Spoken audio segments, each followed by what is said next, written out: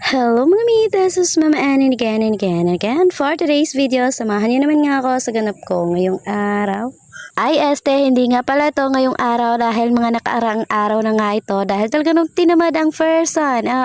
Noong Sabado pa nga itong ganap ito pagkagising ko at syempre ay nagunat-unat nga lang ako ng aking mga buto-buto dito at pagkatapos nga ayan at nagligpit na nga ang first son. Liligpitin ko na nga itong aming pinaghihigaan dahil talaga naman wala naman tong iba kundi ako lang.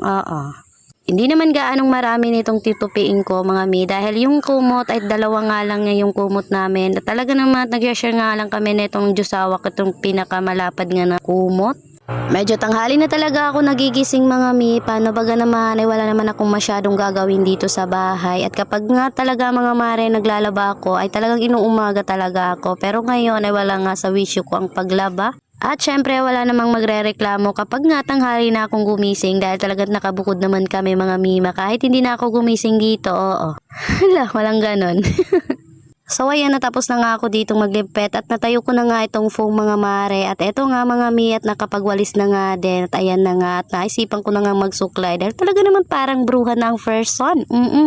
So ayan, pagkatapos ko nga magsuklay dyan ay pinapabayaan ko nga lang nakalugay yung buhok ko at minsan ko pa nga lang yan mga mare hindi tinatali para kahit papano maiwasan nga ang kanyang pagbuhol-buhol.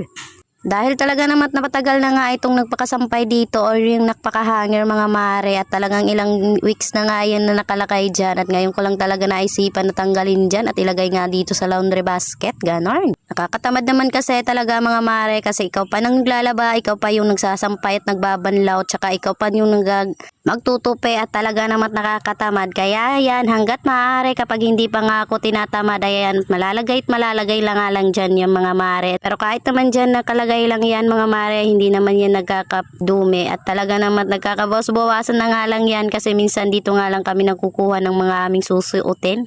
At syempre, pasensya na talaga kayo sa mga nakikita nyong kalat dyan at talagang nandyan pa yan. At ipakukuha ko nga yan sa partner ko at ipapasampay ko nga yan mga mima ko. Yan na nga yan pala yung mga binasa namin kahapon nung naligo nga kami at talaga nakalimutan. Kahit nga ibinilagay ko na yan sa basket mga mi, ay hindi ko nga yan agad natupi. Paano naman ay talaga naman, basta alam mo na yun. Basta talaga hindi ko yan talaga natupi agad at mga ilang araw talaga ay natupi ko na yan, Diyos me.